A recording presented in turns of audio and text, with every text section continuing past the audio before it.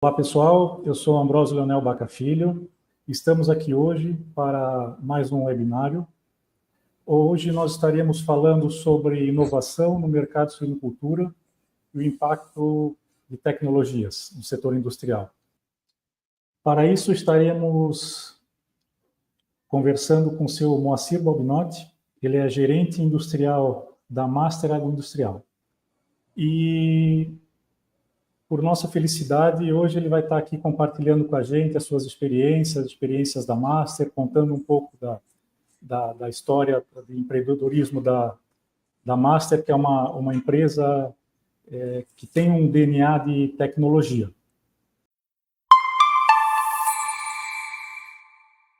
Para isso, eu gostaria de comentar um pouco desse relacionamento que tem a Brusinox com a Master Agroindustrial. O nosso primeiro contato foi aí mais ou menos em 2013, onde a gente começou a fazer um trabalho de fornecimento de equipamentos para processamento de embutidos.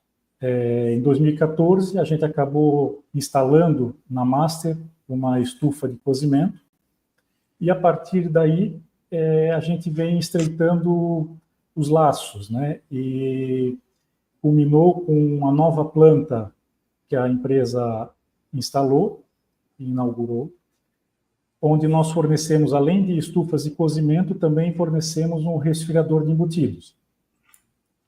E continuamos tendo esse relacionamento, fornecendo assistência técnica e todo esse relacionamento e contato que nós temos com diversos clientes.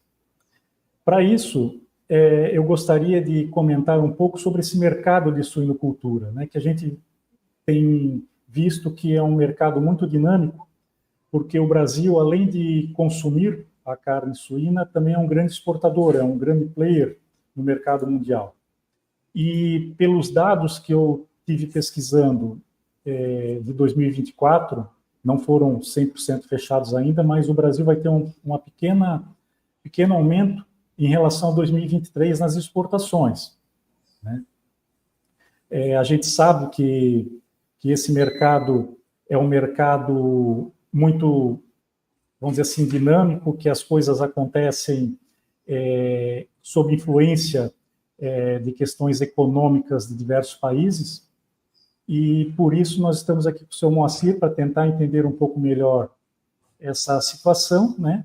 E para isso eu gostaria de já entrar nesse assunto, onde eu gostaria que o senhor Moacir contasse um pouco da sua história, da história da Master, né, que tem um DNA, como eu falei anteriormente, de tecnologia, né? Ela vem desde o início dela visando tecnologia, depois entrou na industrialização, mas sempre com esse foco de produtos de qualidade e inovação.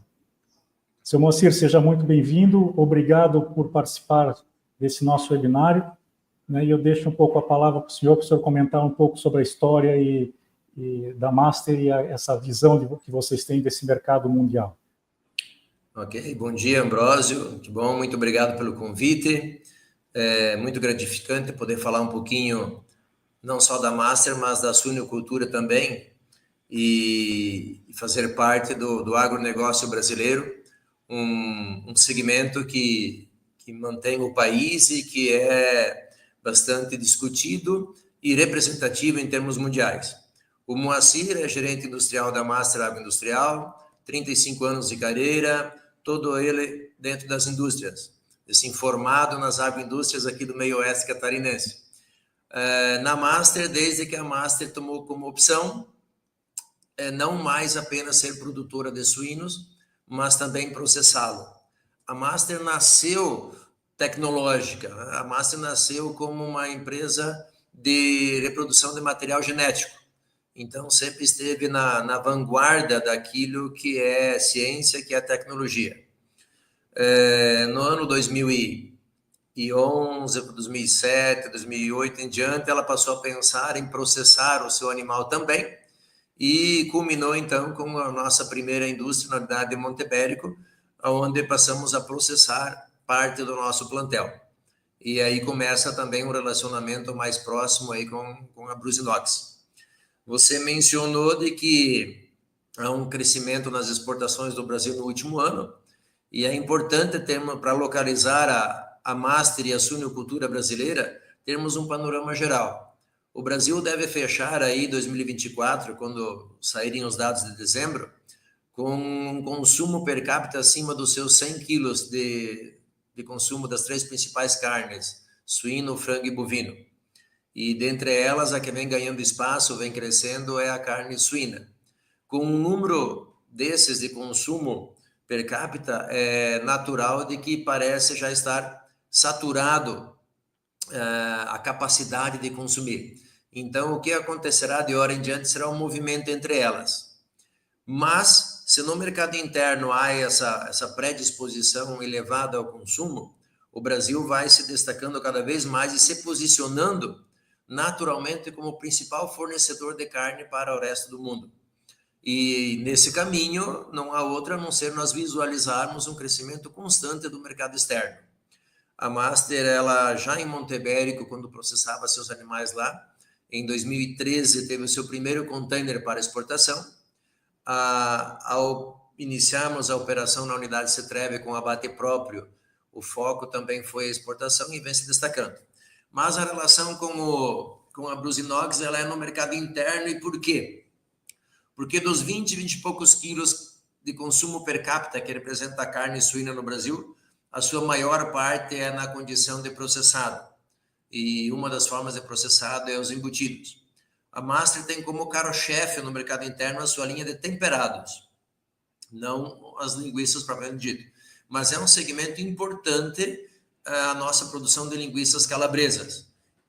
E é aí que a gente foi feliz com a Brusinox, tanto na produção de calabresa como no de bacons.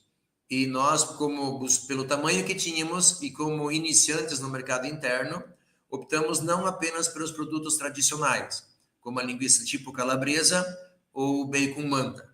Nós, desde o início, já fizemos um trabalho forte para termos pernil cozido e defumado em partes e paleta cozida e defumada em partes também. Quando startamos a unidade do Cetrebe e aí uma capacidade já relevante, então, da produção desse tipo de produto, foi interessante e fez diferença não apenas o cozimento, mas a tecnologia de resfriamento. Um case que para nós foi bem sucedido. Temos aí um par de resfriadores, onde além de economizar o espaço com câmara de resfriamento, torna o processo mais seguro e torna o processo também mais rápido e controlado. Então, você injeta, você cozinha, defuma, resfria e o processo fica contínuo numa cadeia que se torna mais produtiva e segura. E, graças a Deus, aí tem sido também um produto que tem conquistado o seu espaço no mercado e os itens da Master no mercado interno são reconhecidos pela marca Sulita, né? A nossa marca que nasceu 1 ano e meio depois que passamos a processar animais. Atendendo também a demanda natural do mercado, nesses 15 anos que processamos carne suína para o mercado interno, e aí, de novo, a capacidade, a flexibilidade dos equipamentos, da tecnologia aplicada se torna relevante, é o porcionamento. Saímos de um bacon manta para um bacon pedaço, vindo segmentando em partes a cada ano, 2 anos, alterando a sua forma para se adequar ao mercado. O nosso pernil cozido defumado, que era uma peça quase íntegra, hoje está em porções de 300 gramas, 200 gramas. Da mesma forma a paleta e nas versões com pele e sem pele. E para toda essa flexibilização que o mercado vai exigindo, é importante que a tecnologia aplicada vá dando a sua resposta. Enfim, brevemente aí um pouquinho de como é que a Master foi entrando no relacionamento aí com o mercado interno e com a Brusinox. Legal, seu Moacir. É muito bom ouvir um pouco da história de vocês, para a gente também entender, né, o passado para começar a enxergar também o futuro. Eu vejo que, como a gente conhece vocês, a gente sabe do perfil de empresa que vocês partiram sempre de tecnologia, né, e isso sempre nos questiona, né, onde é que o mercado vai chegar? Como o senhor falou, internamente, o mercado de suinocultura disputa muito com o mercado bovino e mercado de frangos, de aves. Mas o mercado externo, eu acredito que seja um mercado ainda muito a ser explorado. Isso porque os números que a gente tem visto, todo ano surgem mercados novos que o Brasil tem exportado. O DNA do Brasil como um todo, eu vejo que o agro brasileiro é tecnológico, né? O Brasil é um grande produtor de grãos, hoje vem se destacando muito nessa questão de não só exportar os grãos, mas já exportar proteína, né? Há tempos atrás se exportava somente, vamos dizer assim, carcaças, né?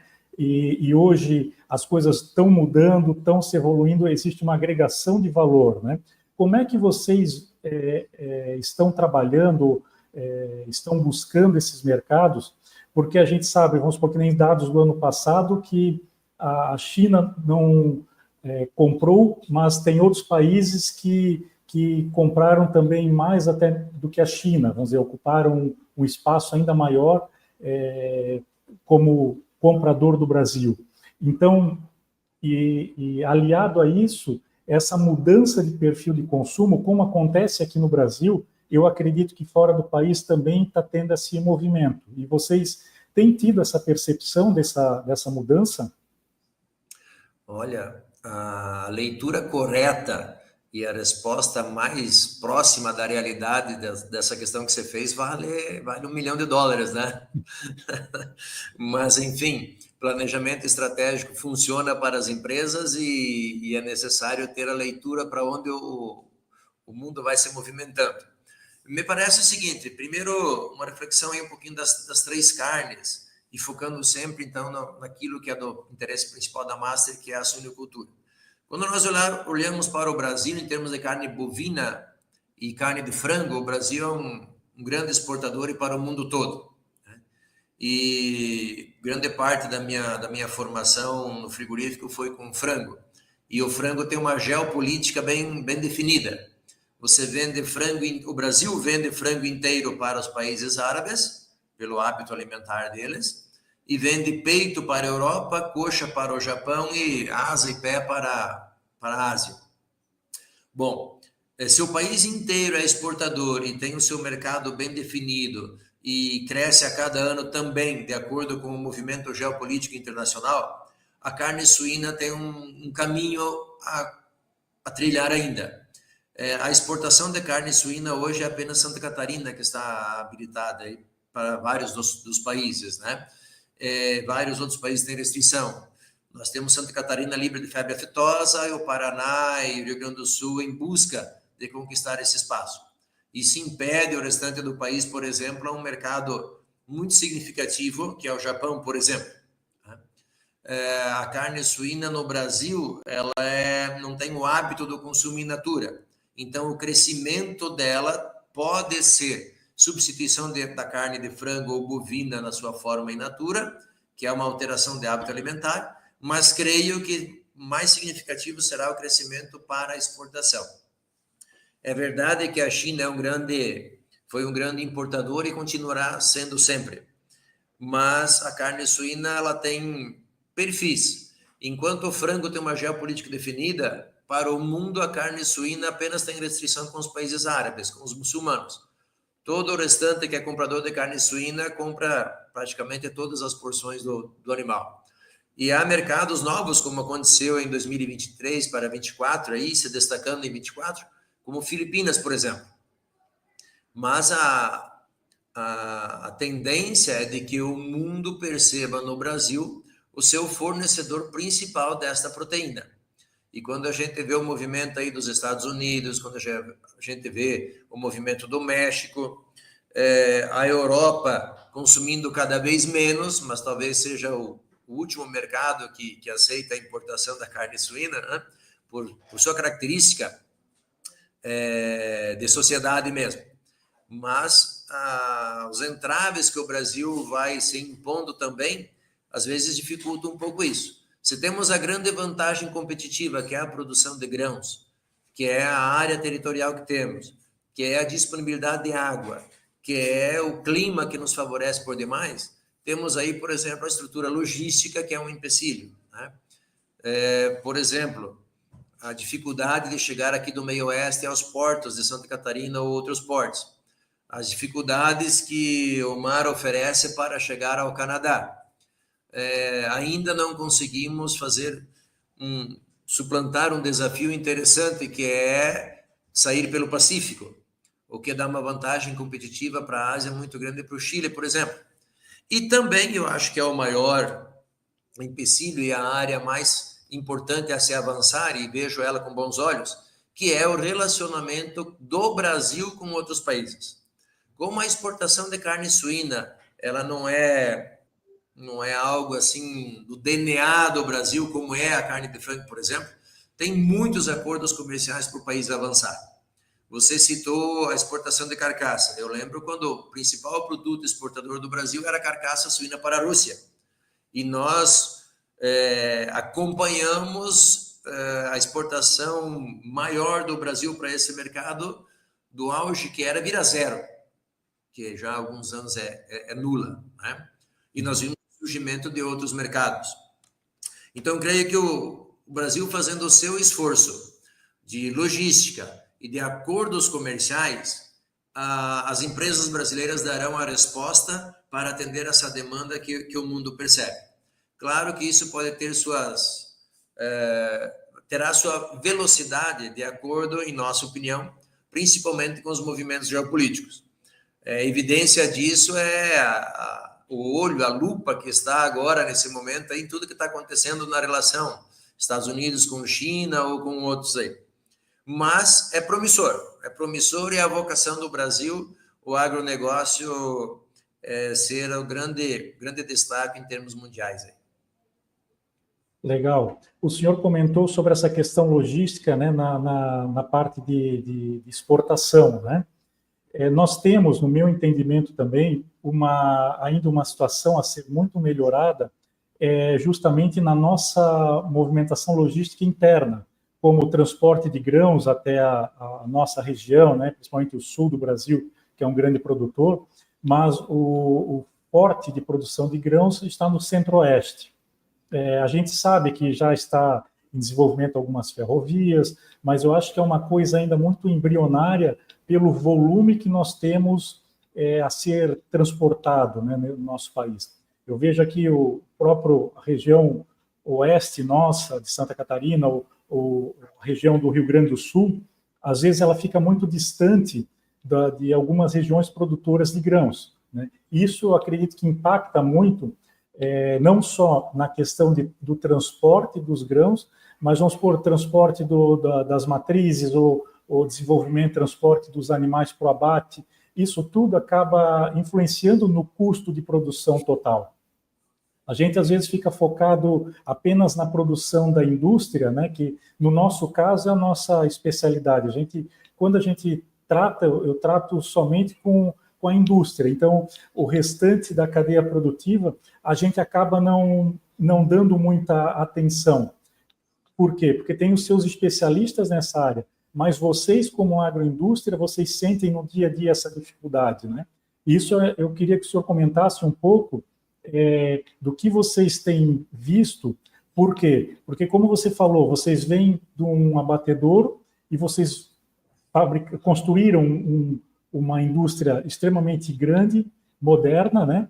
E não estariam evoluindo e crescendo sem estarem fazendo todo esse trabalho de logística, como eu acredito que o mercado catarinense, como você falou, é um mercado, o maior produtor de suíno, o maior exportador de suíno do Brasil, mas também já tem isso há muito tempo. O suíno, como você falou também, está um pouco atrás, talvez, do frango, nessa questão de exportação, mas na questão de produção interna, eu acredito que estejam de igual para igual. Por quê? Porque já está muito tempo nesse mercado, existem muitos especialistas, as empresas se especializaram bastante nesse segmento, e isso fez com que nós conseguíssemos crescer nesse mercado e sermos referências nesse mercado também. Isso é muito importante, né? essa referência onde se demonstra que o trabalho, pesquisa, desenvolvimento, tecnologia se evolua e mostra resultado. Claro que às vezes a gente quer um resultado em 1, 2 anos, só que você não consegue isso. Você tem que plantar uma sementinha aqui para colher lá na frente, né? Então, como é que você vê essa questão dessa logística interna?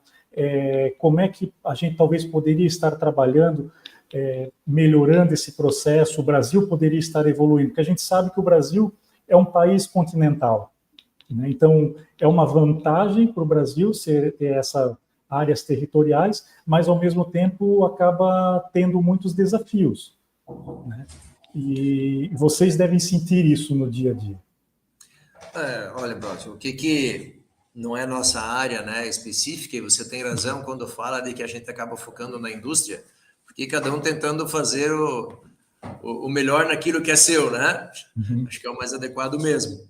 Mas não tem dúvida de que toda a cadeia da suinicultura é bem tecnificada, não perdem nada para ninguém no mundo, não. Tanto na sua criação a nível de campo, como a nível de indústria, de produtos, de processos. Acho que não ficamos atrás de ninguém. E nós temos tido o privilégio em 2024 e agora já iniciando 2025 também, de receber aí players e clientes e participantes da suinicultura do mundo inteiro. E quando eles avaliam ou comentam, ou entendem como que a nossa estrutura funciona, não há nada que possa ter muito a se agregar. Não ficamos atrás de ninguém, não. A Master, desde fins de 23, ela tem uma parceria com uma empresa espanhola também, a Val Company, e a gente tem conseguido trocar muita experiência com eles também. E, de fato, nós temos, não perdemos em tecnologia e temos vantagens competitivas a explorar. E é verdade que uma das vantagens que estão fora da porteira é a logística. Esse não é uma vantagem, é um desafio a se transpor. O Santa Catarina é o maior importador de grão que o resto do Brasil tem. E vem de Goiás, vem de Mato Grosso, e a famosa ferrovia do milho, ela é só um texto, uma matéria de reportagem a cada 6 meses, mais ou menos, né? A ferrovia do frango, do suíno, a ferrovia da carne, que era para sair de Chapecó até o litoral, passaria por Videira, colocaria o container em cima e ele chegava no mesmo dia nos portos aí de Itajaí. Também não passa de matéria de jornal. E quando olhamos aí para um cenário vamos falar de 5 anos, não vejo nada com muito otimismo diferente do que se tem, não. Vejo que a expertise tem que estar em dominar os recursos disponíveis, muitas vezes em transpor obstáculos geográficos, climáticos aí, porque nossas rodovias elas acabam se deteriorando com o tempo. E temos por experiência, todo brasileiro que anda em nossas estradas sabe, até que ela não se destrói por completo, não era feita. Você pega o acesso daqui do meio oeste, que vai para o oeste de Santa Catarina, temos um acesso, né? Poderíamos dizer 2, mas um acesso onde o fluxo de carga é intenso e praticamente devido a catástrofes que nos últimos tempos aí foi, de fato, reconstruída a rodovia. Mas é um acesso com fluxo intenso de carga. Pega daqui do meio oeste para o litoral, quantas vias temos? Então, quando acontece qualquer evento climático que acabe criando uma barreira nesse caminho, toda a cadeia padece. A própria estrutura portuária tem muito ainda a andar. Então, creio que teremos que compensar essa dificuldade logística, pelo menos do nosso ponto de vista, dentro de 5 a 8 anos próximos aí, de outra forma, com competências maiores em outras áreas, em outros lados do prisma. E claro que nesse período talvez amadureça um pouco mais o assunto, talvez ele ganhe corpo e tome-se alguma decisão significativa. Mas sabemos que depois do convencimento político para esse tipo de coisa tem a decisão e depois da decisão há um longo tempo aí para concretizar qualquer obra que faça diferença nesse sentido. O Brasil, com toda a dificuldade, todo o tamanho que tem uma malha rodoviária que acaba se direcionando para o centro-oeste e que precisa de manutenção constante. E parece que o caminho mais representativo que tem tido nos últimos anos é o Estado repassando para a iniciativa privada, né? O pedágio compensando aí para termos um pouco de melhor acesso. Então é isso que a gente percebe. Não, legal. Como você falou, né, existe um trabalho que vocês fazem justamente para superar essas dificuldades, né? E o que eu tenho percebido e acompanhado é que esse trabalho está realmente focado na indústria de vocês hoje. Hoje vocês trabalham forte em pesquisa, desenvolvimento, investimento em equipamentos com tecnologia para realmente serem extremamente competitivos e poderem competir com indústrias não só do Brasil, mas hoje o mercado da suinocultura compete com o mundo todo. Hoje não existe mais um país, eu forneço somente para o Brasil. Hoje todo mundo enxerga o mundo como o seu quintal de casa, né? E para isso vocês focam muito nessa questão de investimento de planta fabril, de processamento, redução de custo, eliminação de desperdícios, né? Para isso, eu queria conversar contigo a respeito dos nossos equipamentos, falando um pouco da industrialização, mesmo sendo equipamentos que processam o alimento. E eu gostaria que, se o senhor pudesse comentar, visando essa questão dessa utilização da tecnologia para dentro da indústria de vocês, que é o que vocês conseguem ter o controle, né, e fazer as coisas acontecerem, né? Como é que o senhor enxerga essa questão da indústria nacional, investimento em equipamentos nacionais, onde vocês precisam ter, principalmente, rastreabilidade dos processos para ter uma garantia da segurança alimentar? Eu vejo que hoje isso é fundamental para o crescimento de uma indústria.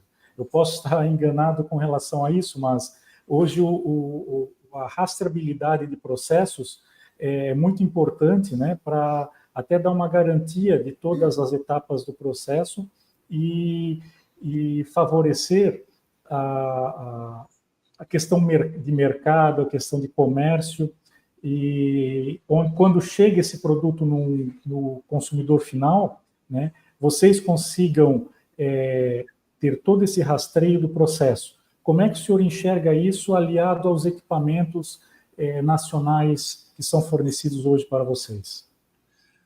Bom, hoje, nacional ou importado, a diferença é cada vez maior. A grande diferença é a taxa de importação, talvez, né? Mas a indústria nacional, da qual a Business faz parte, ela tem evoluído de forma significativa. E eu diria que para processados do nosso segmento, não ficamos muito atrás, não. A indústria nacional tem se aprimorado tanto em fornecer, como em entender o mercado e desenvolver também. Você mencionou o termo rastreabilidade. Rastreabilidade é algo não apenas necessário como parte já da rotina de quem processa carnes, não só pela seguridade alimentar, mas também para você poder rastrear o teu processo em termos de rendimentos, em termos de monitoramento de custos, né?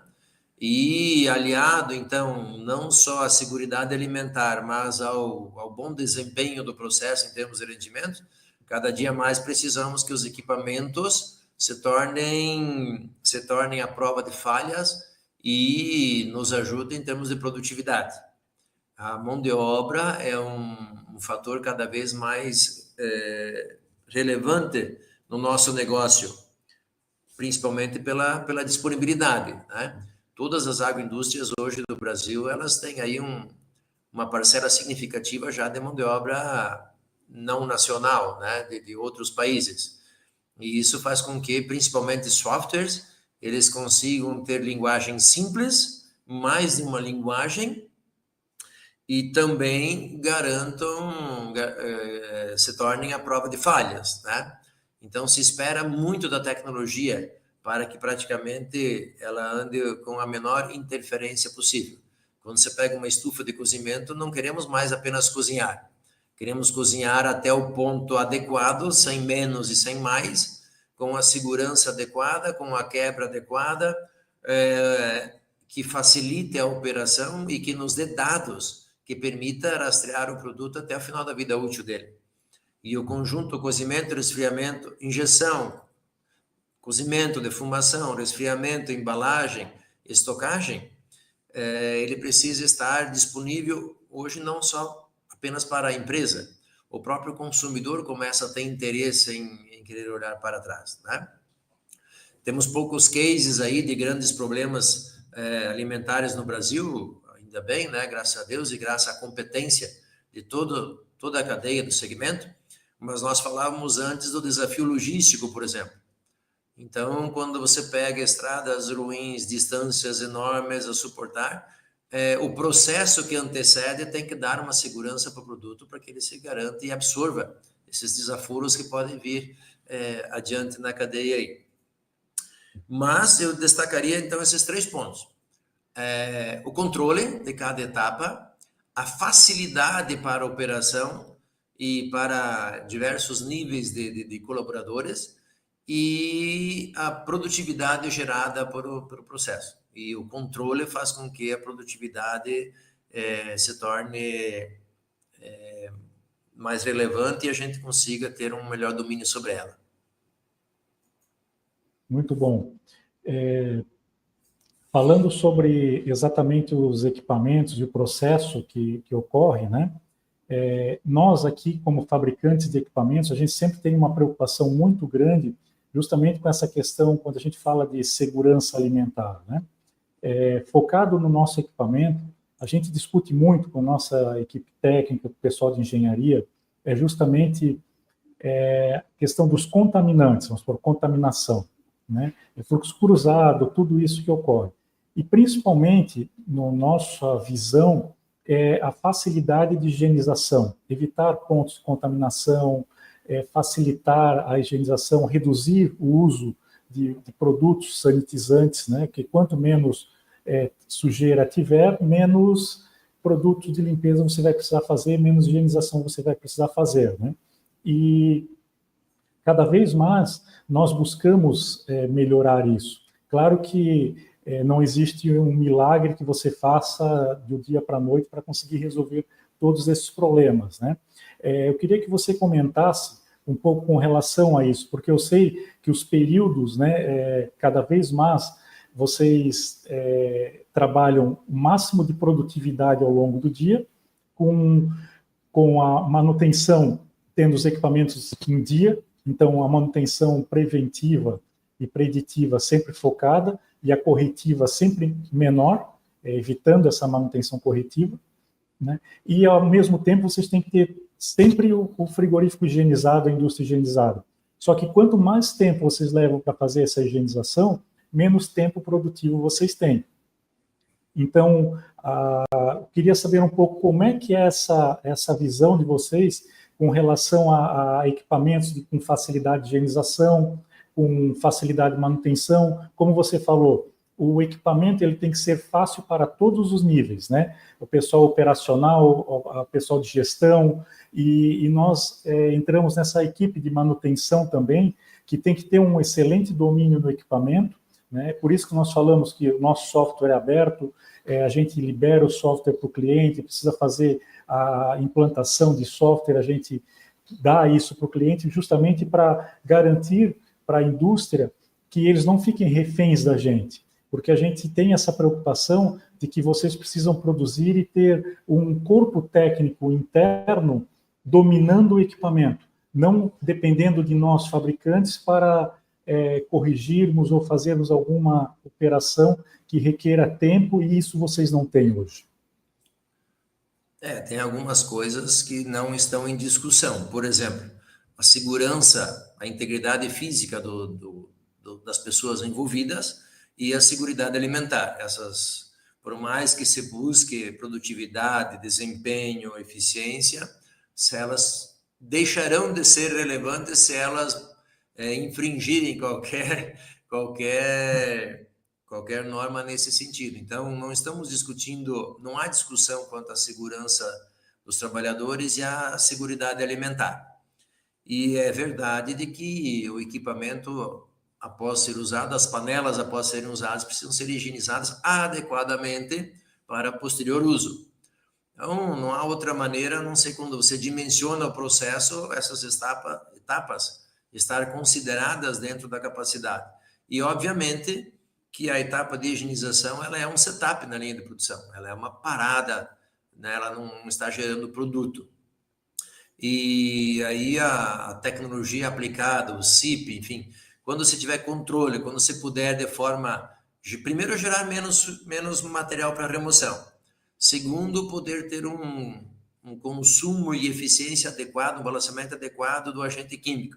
E aí tem os agentes físico-mecânicos, né, para atuar. Então a sintonia entre todas essas, a ciência da higienização, ela acaba se impondo e o equipamento precisa facilitar essas tarefas.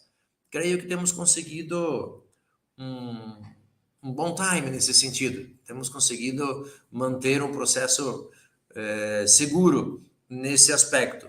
E aí você falou bem, tanto o pós-venda é relevante, porque os operadores, a equipe de manutenção envolvida, cada problema que acontece, vai criando, às vezes, uma série de soluções caseiras, internas, né?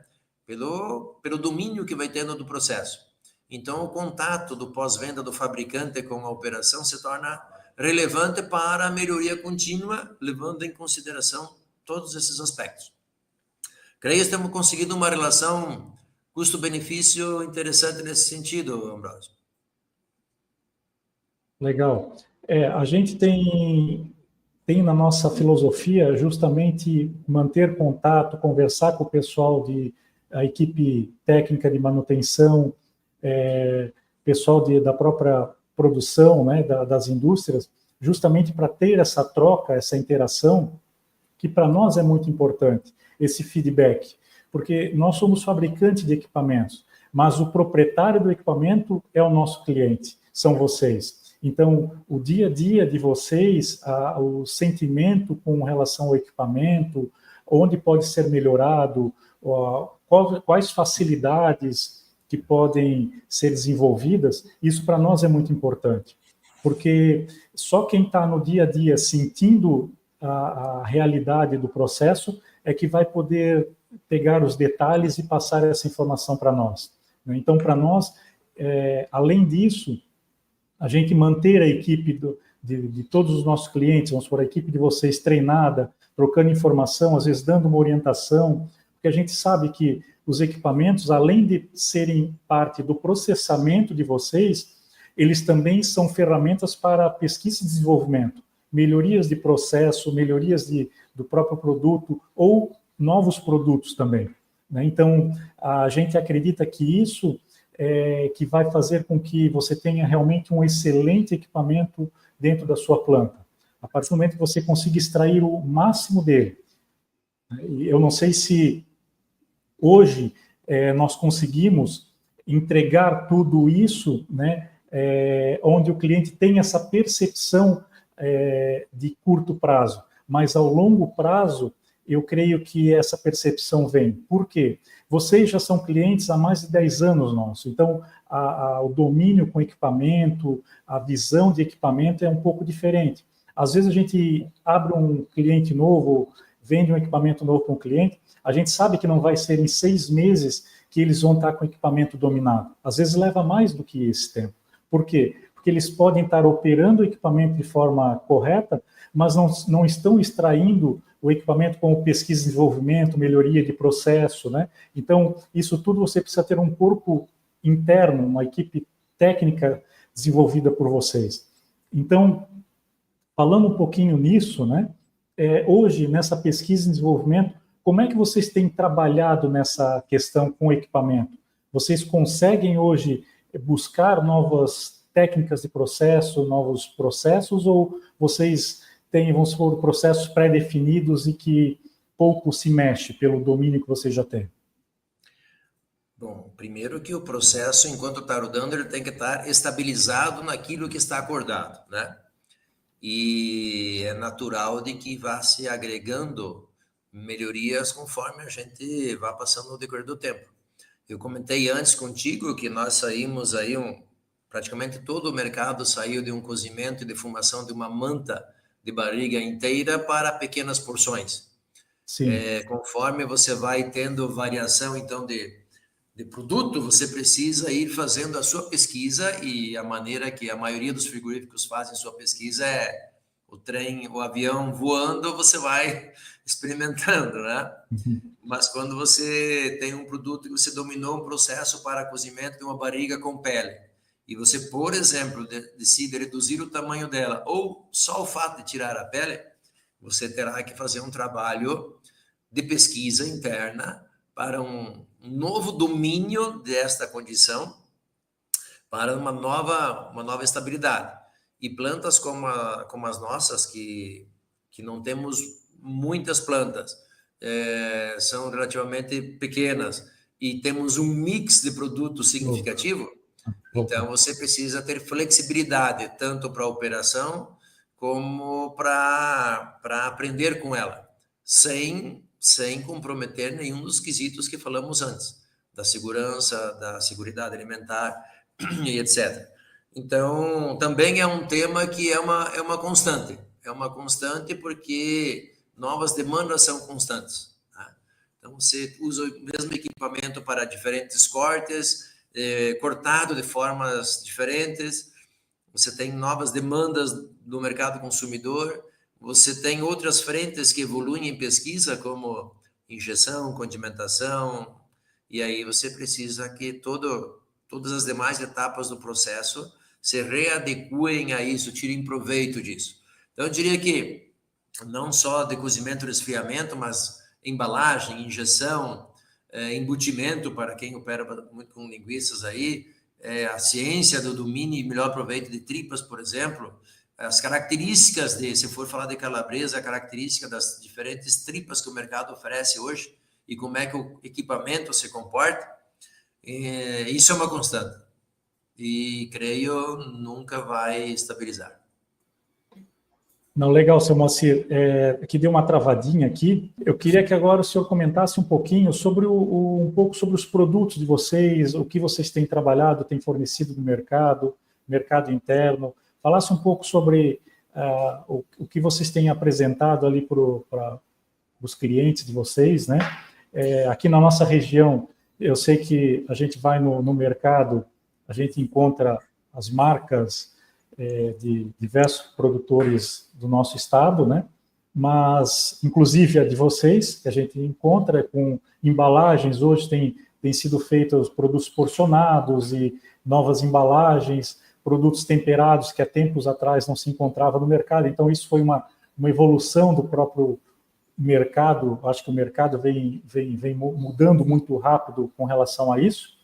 Então, se o senhor puder comentar um pouco sobre os produtos de vocês, falar um pouco do que vocês têm apresentado aí no mercado, para quem também está nos assistindo, às vezes ir no mercado e observar isso e até ver essas diferenças que estão sendo fornecidas, né, e ofertadas no mercado.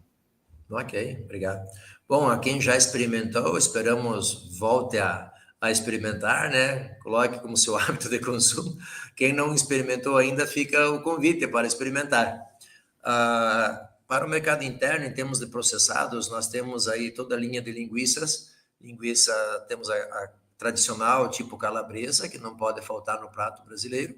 E temos as linguiças frescais. As linguiças frescais têm evoluído muito, saindo, né? Foi uma opção nossa de sair do pacote de 5 quilos para porções menores que se adequem a diferentes bolsos e tamanhos de famílias, né? Tamanho de festa.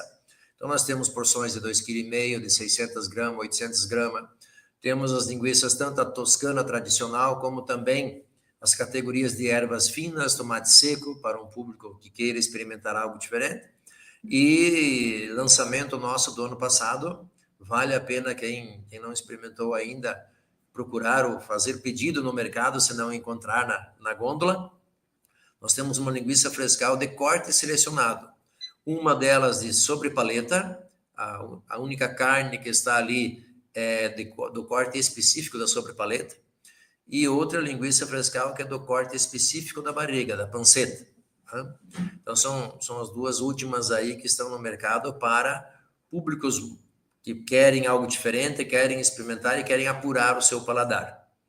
A linha de temperados é a nossa grande oferta no mercado, foi assim que nós nascemos, como uma forma de adquirirmos nossa vantagem competitiva, porções de diferentes tamanhos, mas praticamente todo o portfólio na ordem aí de 600 gramas, até no máximo a 1 quilo, e uma oportunidade para todos os cortes suínos. Então, nós temos o lombo, por exemplo, cortado de diferentes formas, 4 itens de lombo temperado que a gente oferece. Nós temos aí a panceta, é um case de sucesso a panceta suína, um corte de barriga temperado de forma apropriada para um assado, para um grelhado, para um espeto. Nós temos a própria sobrepaleta, o filé de sobrepaleta, porções de pernil, pernil temperado, praticamente o patinho inteiro, né? Um corte nobre do suíno que é oferecido na versão temperada. Nós temos também a presuntaria, de forma dos itens de presunto e apresuntado tradicionais, e completamos a linha com salames. Nós temos aí o italiano, o milano, o hamburguês e o salaminho, que é a moda da casa, vamos assim dizer. Então, esperamos que se você realmente, para o seu dia a dia, ainda não adquiriu um presunto, um bacon. Quando a gente fala de bacon e está categorizando paleta e pernil, nós podemos dizer que o pernil cozido e defumado, ele é um tender que você pode adquirir com um custo que a gente julga adequado, mas um corte extremamente nobre e bem processado. A paleta também é uma opção para a dona de casa agregar sabor e um toque diferenciado para os seus pratos também. Servem ambos para um bom lanche, né? E não deixe de, no seu assado, ou mesmo no dia a dia, ir experimentar um corte temperado. Você tem a opção, então, de cada dia da semana, um dia sobre paleta, um dia paleta, outro dia o pernil, outro dia o filezinho, no fim de semana a panceta, que dá para abusar um pouquinho, né? Enfim, com bom acompanhamento, tem uma refeição satisfatória, apreciando a carne que no planeta é a mais consumida, né? E que o Brasil tem pouco do hábito de experimentar ela dessa forma que a Master se dispôs a ofertar, que é na sua forma in natura, para que a dona de casa possa agregar aí o seu toque, né, e sinta o sabor da carne, não o sabor de um embutido defumado ou um processamento maior. Não, muito legal, seu Moacir. É importante o pessoal conhecer um pouco mais dos cortes, né? Eu sei que cada vez mais o suíno vem se diferenciando com relação a isso, com diversos cortes, os temperos. Então, isso faz com que o consumidor tenha mais oferta e essa diversificação facilite também o aumento do consumo, para não consumir sempre o mesmo tipo de corte, né? Queria aproveitar já, agradecer a tua disponibilidade de estar aqui presente com a gente, mostrando um pouco da indústria de vocês, falando um pouco do teu conhecimento, explicando um pouco mais como é que funciona toda essa cadeia produtiva e falando da indústria de vocês. Desde já eu gostaria de agradecer muito a tua presença, foi muito rica a gente ter esse teu conhecimento, essa tua história também dentro da agroindústria. E em nome de toda a equipe da Brusinox, eu gostaria de agradecer a tua disponibilidade. Ok, muito obrigado, Ambrósio, pela oportunidade. A Master Agroindustrial já está completando seus 30 anos de idade e tem todo o seu esforço aí para que ela seja um grande colaborador com a suinocultura nacional e internacional. E a todos que tiverem a oportunidade, por favor, experimentem um corte suíno temperado que não vai se arrepender, será uma experiência que nós apostamos ser muito agradável e será algo que facilitará, ajudará na integração entre amigos e a família toda. Obrigado, Ambrósio, e até a próxima oportunidade. Bem, pessoal, nós tivemos hoje com o seu Moacir Balbinotti, ele é gerente industrial da Master Agroindustrial. Mais uma vez, muito obrigado, seu Moacir. Eu me despeço aqui de todos e quem quiser saber um pouco mais sobre a Master Agroindustrial, nós vamos deixar aqui o link da Master, o canal da Master, e também quem quiser conhecer um pouco mais dos produtos da Brusinox, deixaremos aqui embaixo também os canais da Brusinox. Pessoal, muito obrigado e até a próxima.